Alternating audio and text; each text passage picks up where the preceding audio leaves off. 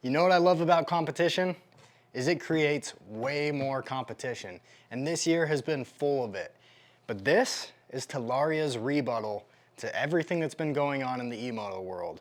And I'm excited to get it unboxed and show you guys what it's all about. Right off the bat, I'm pretty impressed by the packaging. They've got this nice waterproof coating over the box to keep it safe, but I think it's kind of funny that they've got certain warning labels on here, like the brakes are powerful, so be sure to test those at a low speed because they're apparently extremely powerful brakes.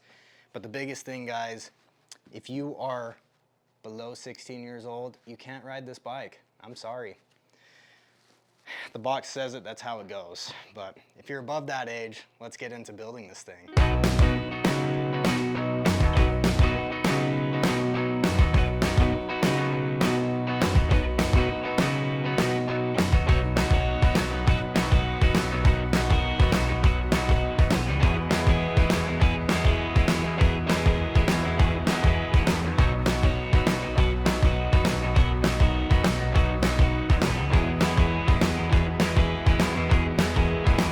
This is my first look at the Talaria, and I gotta say, I'm really glad it has not caught on fire yet, because I'm actually pretty excited to ride this bike.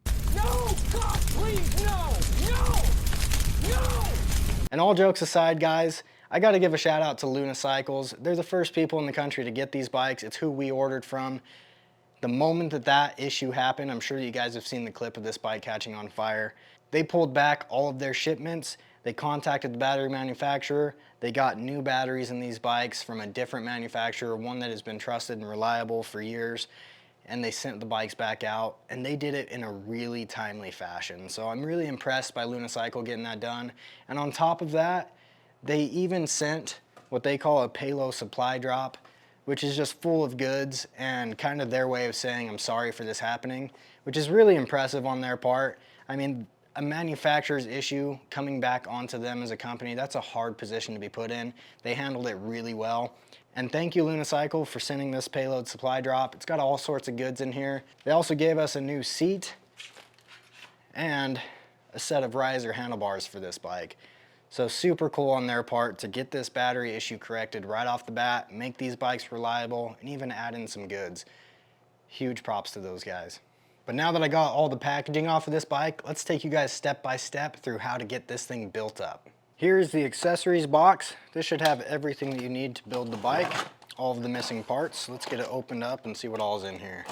So we just opened the accessory kit, and they gave us gearbox oil, fork guards, the bolts for the fork guards, front wheel spacers, 2 different style number plates, the headset, some really nice foot pegs, the keys, the front fender bolts, some wire organizers, a little toolkit, some zip ties, and then an instructions manual. Let's go ahead and get this headset and the bars installed on the bike. So first thing is you're going to take this spacer that was provided in that accessories kit, put it on there. You'll put the headset over the top now, and then put this top cap on. This top cap tightens down with a 5mm. Go ahead, make sure that you get this aligned and centered out. Tighten down that top cap, and then take a 6mm Allen and tighten down these 2 side bolts.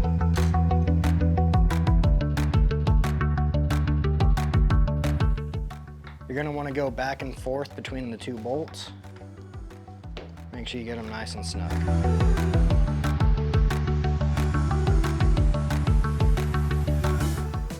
All right, let's go ahead and do the handlebars now. We're gonna flip these up into position, grab the headset cap, put that there. We've got 4 bolts that came in the accessories kit. Let's get those all on.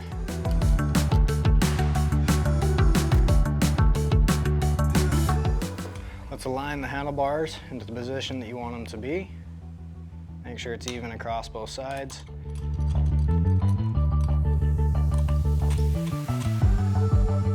Using a 5mm Allen, let's go ahead and tighten this down. You're going to want to try to tighten it pretty evenly and go in a crisscross pattern.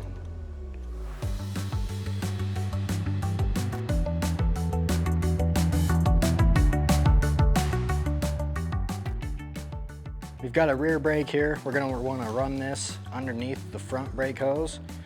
This is a 4mm Allen, so we'll loosen these and then put them on the bar.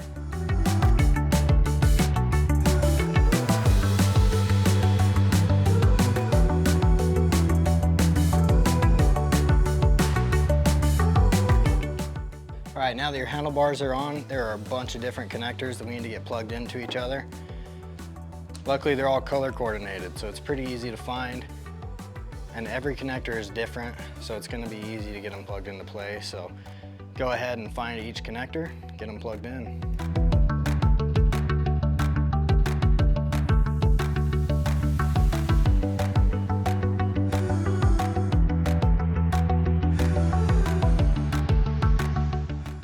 Now that you got those plugged in, that's where these wire organizers that came in the kit come in handy. Go ahead and slap one around the wires, kind of tidies them up all together. You can either do that or you can use zip ties, whatever works best for you. Now that the front end is all tidied up, we can go ahead and remove this front axle and get this bike off the box and onto a stand. To get this axle out, you're gonna need an 8mm Allen and a 5mm Allen. Let's loosen up all of these pinch bolts here, all 4 of them.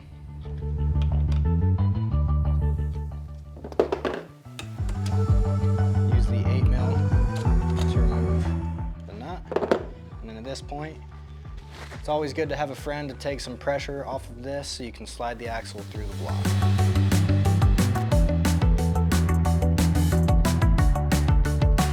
Now that the front axle is released from the box, we can get this thing lifted over. These bikes are a bit girthy, so either get some help or take the battery out, make the bike a little bit lighter for you. If you're doing it alone, it's pretty easy to lift the rear end out and over onto a stand and go ahead and pivot it right into place. I'm wanting to get going on installing the fork guards here on the bike, but I noticed a major issue. This brake line is ran to the outside. That is a huge problem. You always need to run your brake lines to the inside so that it goes right by the wheel. It's not gonna move when it's attached right to the fork guard. Be sure to put it there. This is my #1 emphasis. Do not let this stay on the outside. That's gonna catch on things while you're riding and it could possibly damage your brake cable. So we need to remove the brake. That is a 5mm Allen. Go ahead and loosen this off.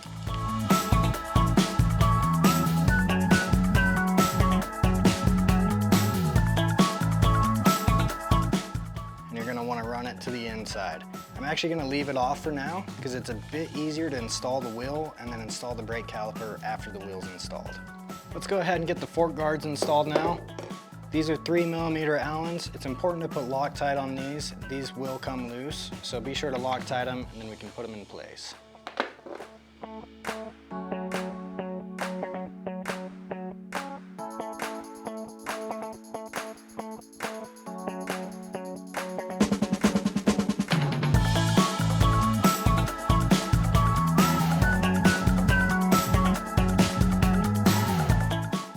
Now that the fork guards are on, I can go ahead and route this the proper way, which is to the inside.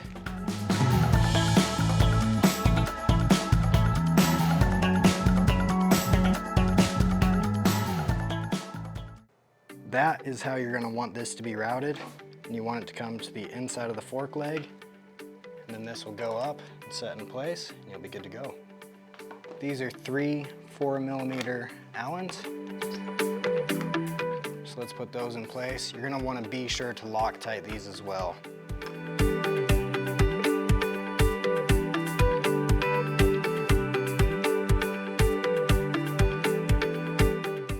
Next, let's get the number plate installed. You're just gonna take and zip tie this. The one wire that you're gonna wanna have stay in front of this is gonna be that front brake wire. Everything else can go.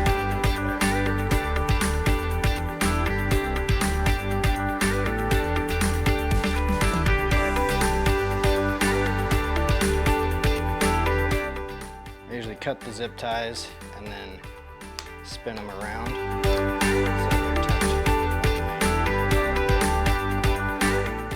It's time to get the front wheel installed on the bike.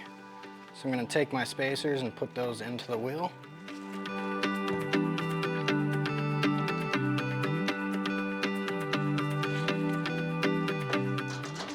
then I'm gonna take and put a thin layer of grease on my front axle.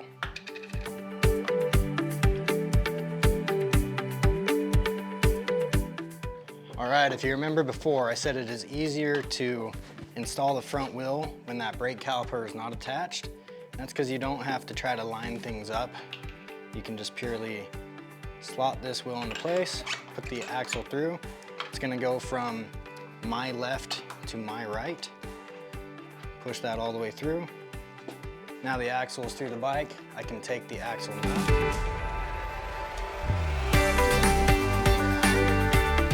Go ahead and put that in place. Tighten down that Allen. If your forks are in alignment, it's likely that this is going to spin, which is a good thing. That means that the fork is unbound. So if that's spinning freely, that's a good sign. Come back over here and you tighten up the left side pinch bolts. Rider's right side.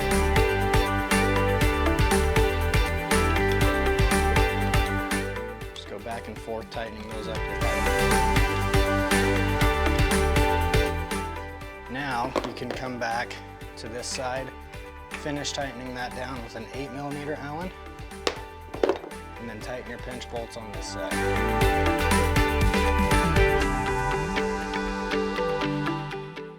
All right, now we can finally put this brake caliper back in place. So I'm gonna slide it onto the wheel, put my 5mm Allens back in. You're not gonna wanna fully tighten these down quite yet. Just get them to where they're almost tight, but the brake caliper still moves around.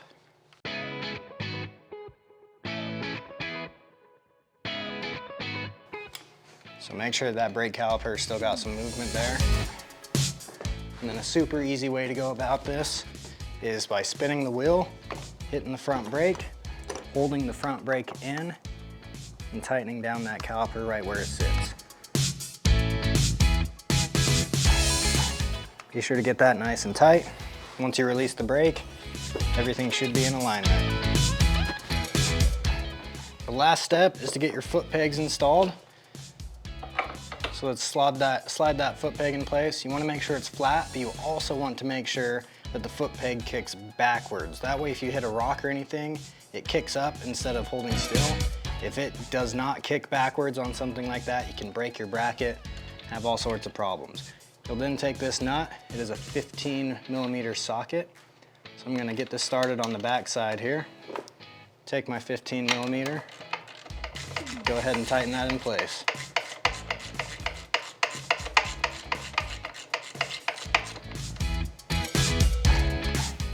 Then let's repeat on the other side.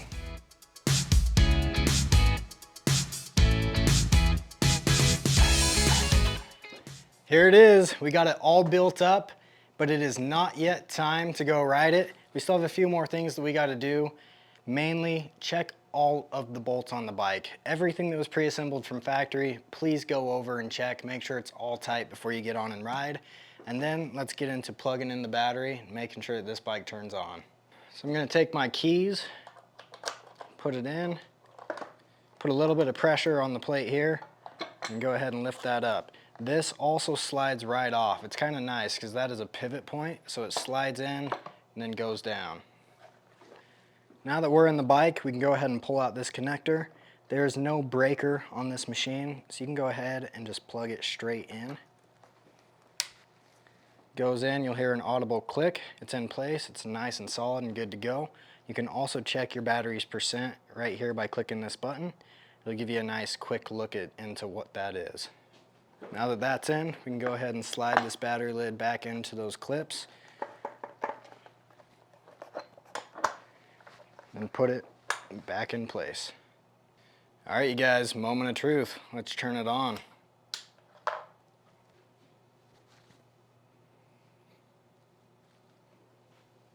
You can see it flashing wait to get the bike to actually move. On the right-hand side, you'll click the red start button. Now it's gonna be ready and the bike's throttle will be active. All right, the bike's display is currently showing in kilometers per hour. I wanna change that to miles per hour, so I'm gonna hold this top button down here on the display. It's gonna open up a menu. I'm gonna go down to unit, click the M button, change that unit to imperial, and now the bike will be in miles per hour. Within this menu, there's also all sorts of other data. This menu, actually called data, shows you a lot of cool information about your riding. If I back out of that, I can go and change my actual wheel size. So if I change to like a 16-inch wheel, I can change that here. If I go down to gear ratio, I can change that gear ratio in that menu. I can also see the battery data. And then there's a couple of other menus that are pretty irrelevant, but it shows you kind of some firmware and things you've got going on in there. So here I am back in the main menu of this display. It is a beautiful color display, but it's got some good information for you. Right here, now that it's switched to miles per hour, when the bike's going, you'll be able to see your actual speed. You can see 73% battery. It'll show you a trip of your distance. And then right here, there's a little tiny 1 with a green circle around it. This is your regen. So you've got 4 different regen adjustments. Regen is basically engine braking that kicks energy back into the battery. If you scroll up and down with these arrows, you can determine how much regen you want. 4 is a lot, 1 is pretty minimal. And then if I ready up the bike by clicking the red button over on the other side, you'll see right here it's blinking ready and then an E. That E is for eco. If I click this M, it'll switch to sport, and if I click this M again, it'll switch to hyper. So that's your 3 different power output modes there. So now that you've seen the display functionality, there's a couple of buttons over here that are nice to know about. This is your headlight switch. Pretty awesome. They've got one of those built into this bike. And then this is your horn. That was extremely loud. Over on the right-hand side, you've got your throttle. You've got the start button to get the bike moving.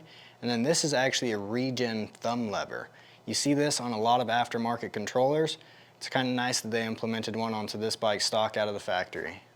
All right, so we got the bike built. It is just about ready to go ride, but a couple more things before you get out on the trail. Both of the wheels come flat, or at least they did in my box. So let's go ahead and pump those up to the correct PSI. They recommend 32. I typically run around 20. It all kind of depends on your riding style and what you do. So go ahead and pump up your tires. And last but not least, let's go over the suspension on this bike to give you kind of a nice base setting to start from to get out there and be comfortable on a trail. All right, let's start by adjusting the front suspension. It's kind of nice because all of your adjustments are here on the top. You've got a preload adjustment, which is this outer ring. You've got that adjustment on both sides. You've got a compression, which is this blue knob, and then a rebound, which is this red knob. Let's start with the preload. Preload is going to determine the ride height and how much it kind of puts pressure on the spring to keep it elevated when your body weight is on the bike. So think of this as static. I'm just sitting on the bike. I don't want it to dive too far. This is how you're going to adjust that dive. I weigh about 160 pounds. I'm going to put it about 5 clicks out. You've got 15 clicks of adjustment. So I'm going to go all the way in, which is clockwise, and I'm going to go counterclockwise 5 clicks out. 1, 2, 3, 4, 5. I'm going to match that here on the other side. 1, 2, 3, 4, 5. If you're a heavier rider, you're going to want to go more inward. If you're a lighter rider, you're going to want to go more outward. On the compression side, I've counted 26 clicks.